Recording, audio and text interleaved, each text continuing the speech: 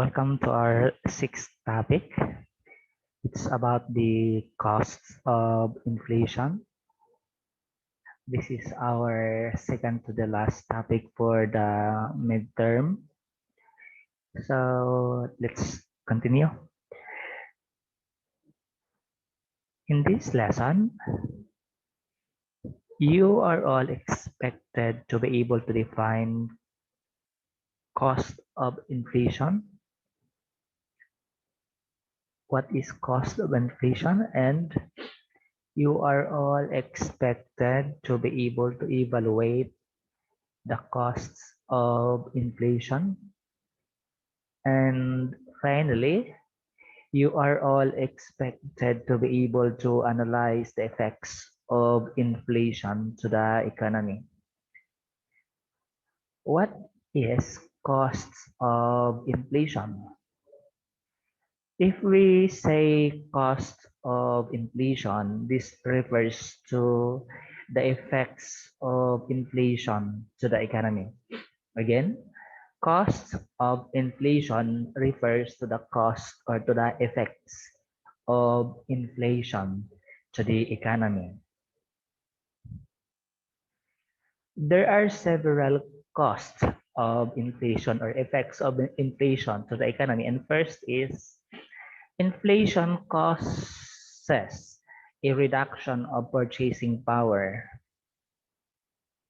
Meaning, if the general price level increases, therefore, the purchasing power of consumer decreases. And to make us understand this better, let us illustrate this in a graphical illustration. Now, let's remember again the basic of graphing. Our independent variable here, since we are talking about inflation, this is the general price level. And on our y-axis is the y or output. So, and our vertex is always 0. So let's proceed. Since we are talking about purchasing power, therefore, we are talking first the aggregate demand.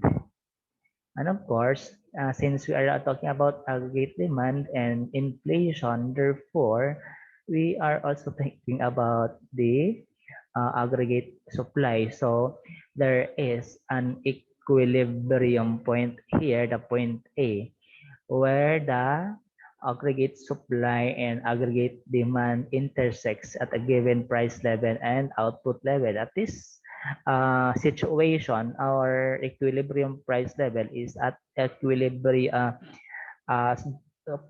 general price level 1 and the Y1 level.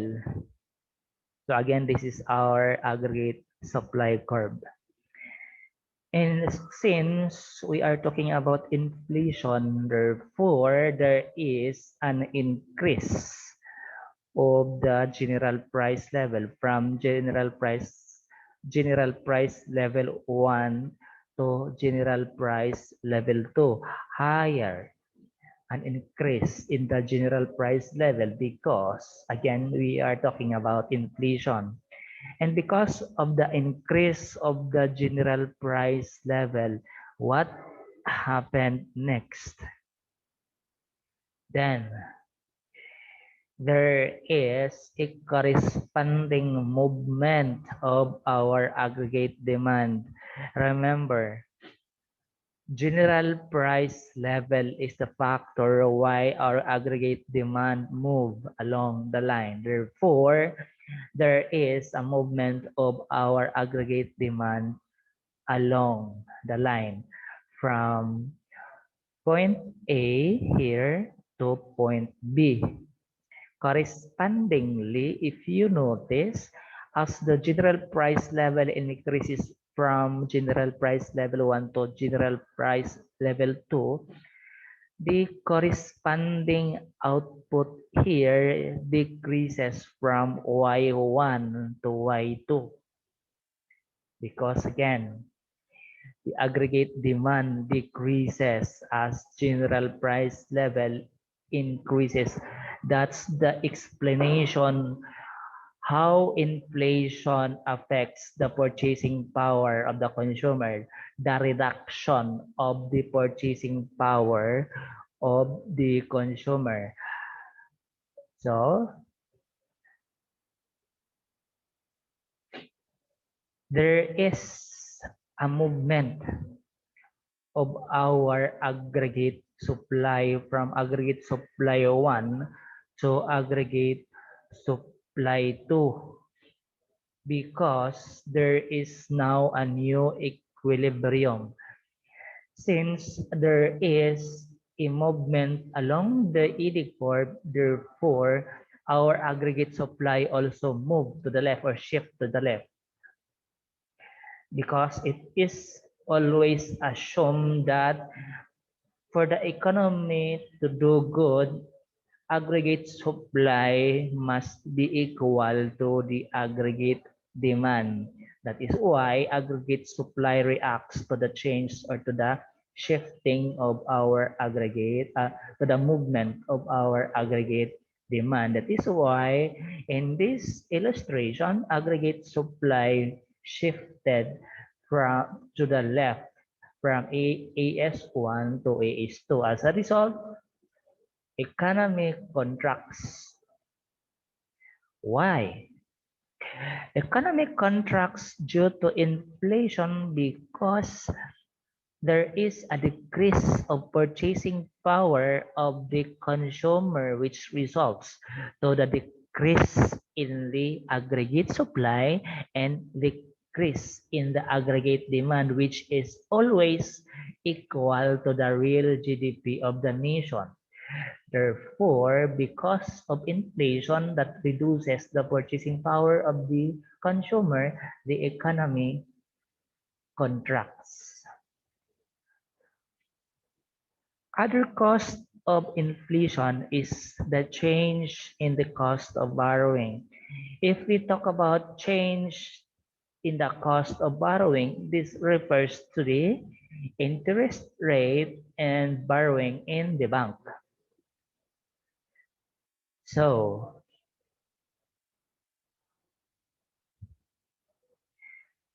here in our x-axis is the interest rate and at the y-axis is our output, the independent variable.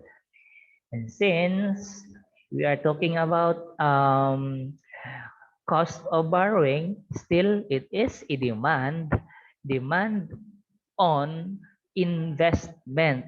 In this illustration, in this moment, we are talking about aggregate demand on investment in relation to the change in the interest rate. So later on, we will understand how change in the cost of borrowing affects the economy and how it affects to the aggregate demand and aggregate supply to analyze how inflation affects the economy. So moving on, since we are talking about aggregate demand, therefore still we have here our equilibrium point A. And of course, there is a corresponding interest level of 1, and a corresponding level of output, which is Y1. Let us assume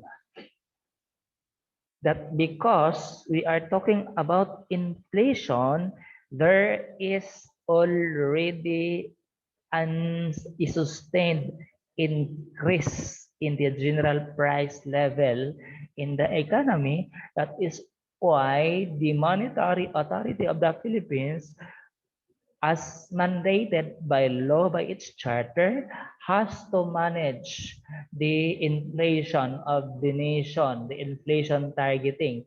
Therefore, it has the mandate to manage the inflation. In this situation, more likely, the Bangko Sentral ng Pilipinas Monetary Board would likely either maintain the inflation target, or uh, by maintaining the interest rate, or increase the interest rate. For the sake of illustration, we have to illustrate an increase in the interest rate. Why? Because let us assume that the Bangko Sentral ng Pilipinas Monetary Board would like to manage the inflation by increasing the interest rate to discourage further inflation, to discourage further spending by the economy. So that's why one of the tool the BSP monetary board will use is to increase the interest rate. Anyway, when we will discuss monetary policy and fiscal policy, then we will understand more about this thing. So let's move on. There is an increase in the interest rate from in I1 to I2. Therefore, the aggregate demand for investment decreases. Why? Because, of course, the interest rate is the price of borrowing money. If the price goes higher, then our demand will somehow decrease because we are discouraged to borrow money from the bank. Who will then borrow money from the bank if the interest rate turns high? So, as consequence, the aggregate demand for investment decreases from point A to point B. As a result, our level of output here decreases from Y1 to Y2. So that's the result of the change of the cost of borrowing because of inflation as to the interest charging of interest rate to the bank financing.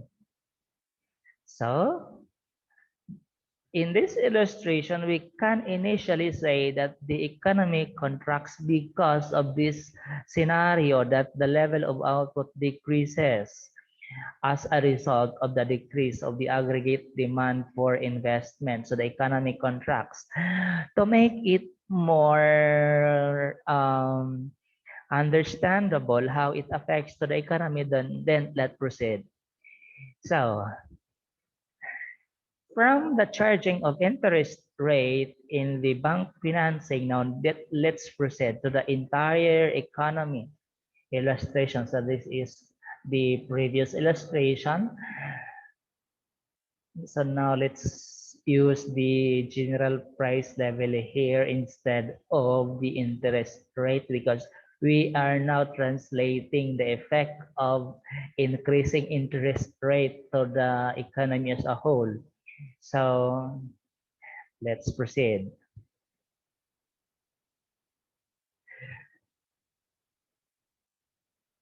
This is our aggregate supply, because again, we are talking about market. Therefore, there is an intersection of two variables, the aggregate demand and the aggregate supply.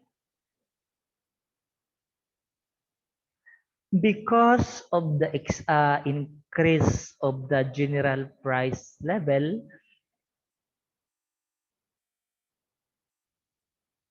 the aggregate demand of goods and services decreases from point A to point B. Why? When the interest rate is increased by the BSP, the business firms, the household are discouraged to borrow money from the banks. Therefore, businesses businesses are also discouraged to do business expansion. Therefore, first, the aggregate supply is affected because there is no business expansion then. And number two, please remember that investment expenditure is one of the components of aggregate demand, and since there is a decrease in the investment expenditure by the business firm, therefore the aggregate demand decreases from point A to point B. And as a result, aggregate supply shifted from aggregate supply 1 to aggregate supply 2 shifted to the left. So that is how inflation affects the economy. If and when the Monetary Board of the Bangko Sentral ng Pilipinas increases the interest rate. As a result, if we notice, our level of output here decreases from Y1 to Y2. Our aggregate demand decreases from point A to point B. It moves along the line upward to the left, and our aggregate supply here shifted to the left from AS1 to AS2. Therefore, we can say again, the economy contracts. So that is how inflation affects to the economy as far as change on the cost of borrowing is concerned. Now let's proceed to the other effect of inflation. The other effect of inflation or other cost of inflation is this. Inflation encourages spending and investing more. Encourages spending, this is for the consumption, a household consumption. And investing, this is for the business firm. Now, you may ask why? Why does investing is being is in why does business firm is encouraged to invest more during inflation, and why does household encouraged to spend more during inflation? Basically, because again, inflation is sustained. Therefore, we can expect that the price today is much lower than the price of goods and services tomorrow or next week. That is why both household and firm are taking advantage of a lower price today than doing this business transaction at a higher price tomorrow or next week. That is why if there is an inflation, then household expenditure increases today, and the investment expenditure of the business firms will increase. Now, let's do it in a graphical illustration. Again, remember the basic of graphing. Since we are talking about spending expenditure, of course, we're still talking about aggregate demand. So since we are talking about aggregate demand, there is an equilibrium point here. The equilibrium point. And since it is an equilibrium point, therefore, there is a corresponding general price level 1 and the level of output, which is Y1. And again, because it is inflation, it is considerably as the same as saying as the general price level will increase. By the way, this is our aggregate supply curve. So Let's move on. The GPL or the general price level increases because we talk about inflation. Now just try to examine, let's try to evaluate how inflation encourages spending and investing more. So GPL1 increases to GPL2. As a result, there is now a shift of a demand curve from AD1 to AD2. Why?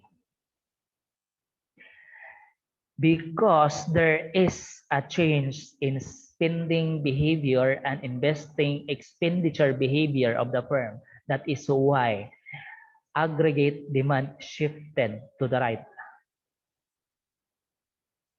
It is stipulated here that spending, which refers to aggregate demand, investing, again aggregate demand, and encourages, therefore, the shift is rightward. There is an increase in the aggregate demand, aggregate consumption, aggregate business expenditure of the business firm. That is why there is a shift to the right of the AD curve from AD1 to AD2. And because there is a shift of the AD curve as a result of the increase of the general price level, then there is a corresponding increase in the level of output. Why? Because aggregate demand is always equal to the real GDP or output. As aggregate demand increases, real GDP increases. That's the basic explanation. Then, a new equilibrium point is now created from point A to point B. There is an expansion of the economic activity of the nation. Level of output increases. Aggregate supply increases because aggregate supply is always equal to the aggregate demand, and aggregate demand increases. Therefore, aggregate supply also increases.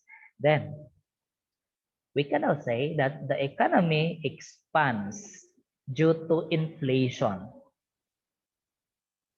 Not all the time inflation contracts the economy. There are also positive side of inflation. In this illustration, in this situation, in this case, the economy expands. Okay, let's continue.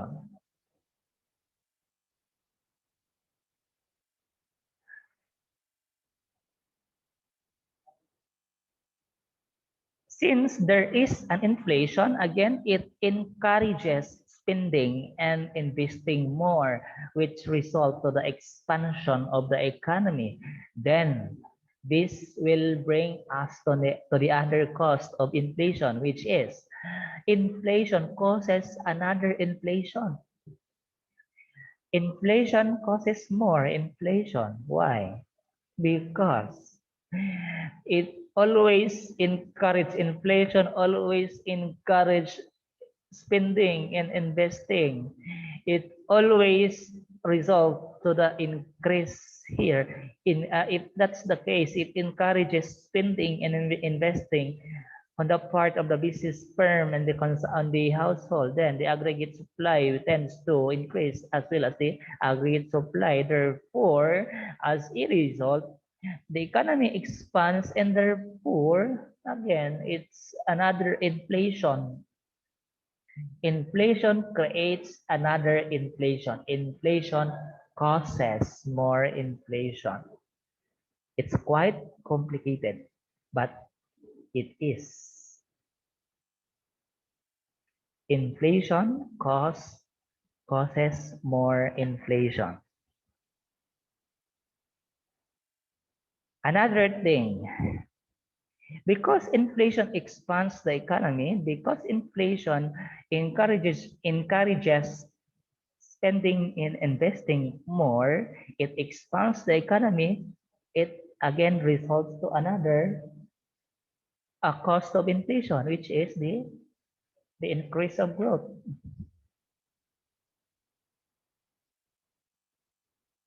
Why?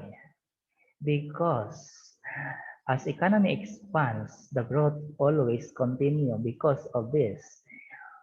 When you encourage the public or when you encourage the household to spend more, the economy always expands.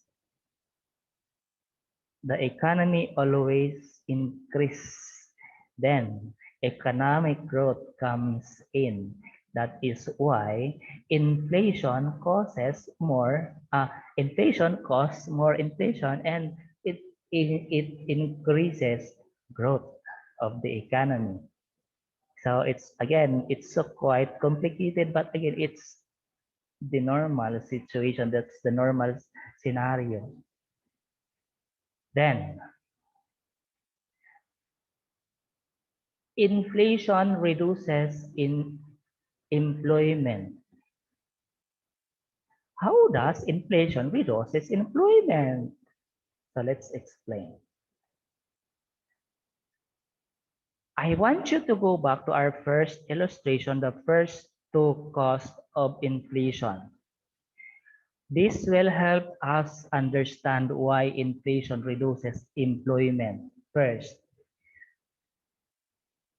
because inflation reduces purchasing power, aggregate demand decreases. Therefore, business firm tends to unemploy workforce. So that's it. Well, retrenchment of employees, especially those contract workers or those seasonal workers. So it's inflation reduces employment.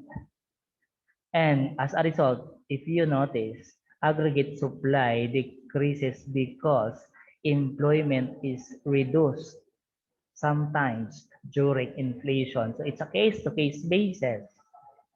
And another reason, because the business firm is discouraged from borrowing money due to the increase of the interest rate,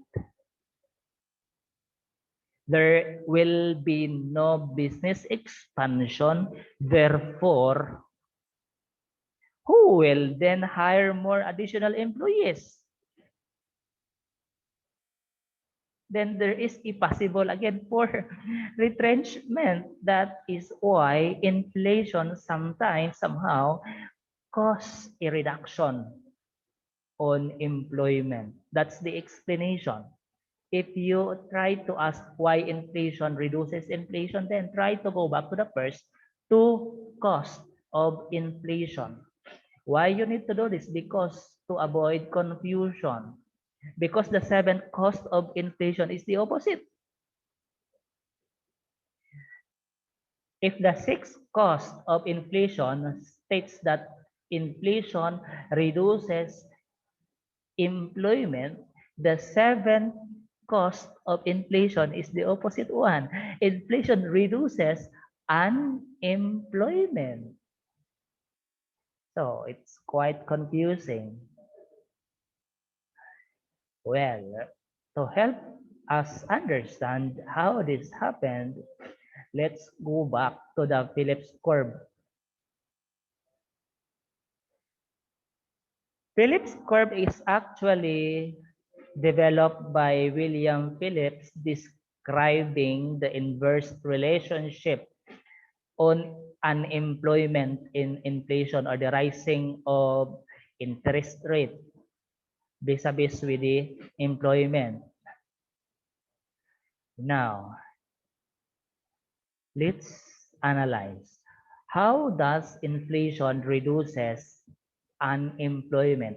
Let us go back to the fifth cost of inflation. A while ago, we mentioned that cost of inflation increases, uh, encourages spending and investing more, which result to the expansion of the economy, which then result to the increase of economic growth. Then, since there is an increase in the economic growth and it expands the economy, inflation now causes the hiring of additional employees. So it's quite confusing. But try to analyze the situation. When does inflation reduces unemployment, and when does inflation reduces employment? So if you try to analyze when does inflation reduces unemployment, go back always to the Phillips curve. The inverse relationship between inflation and unemployment. It says that during inflationary period, unemployment decreases because during inflationary period, the economy is quite moving towards full employment because business firms tend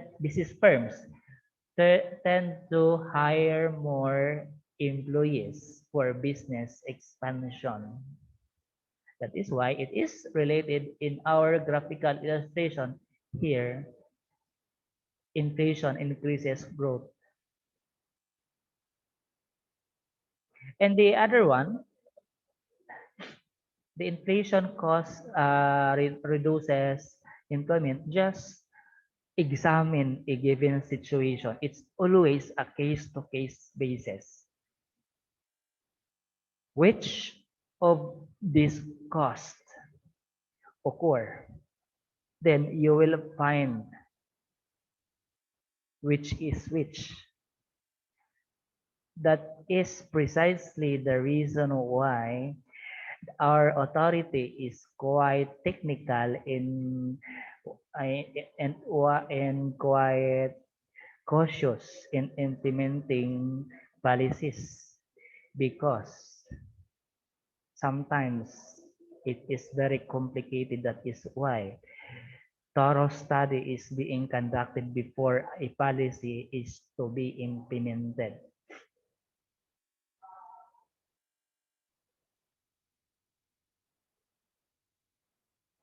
So let's recall. Have we ever defined the cost of inflation? I think yes.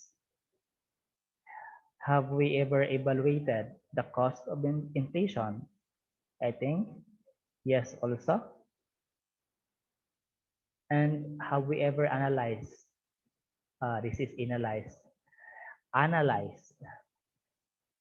Have we ever analyzed, not analyzed? Have we ever analyzed the effects of inflation to the economy? I am sure at this moment you are so confused and there are so many questions in your mind. How this happened? How this comes to be a complicated one? Yes, it is because this is very technical and analytical in nature. You have to develop your situational analysis skill for you to be able to understand how inflation affects the economy. Should you have any concern or questions for you to understand this lesson deeply, don't hesitate to ask me. Don't hesitate to approach me. Just send me a message or just comment in the box. Then we will try, we will help you to understand. Again, it's always is situation-based analysis. Policy implementation depends on a given situation. Always remember.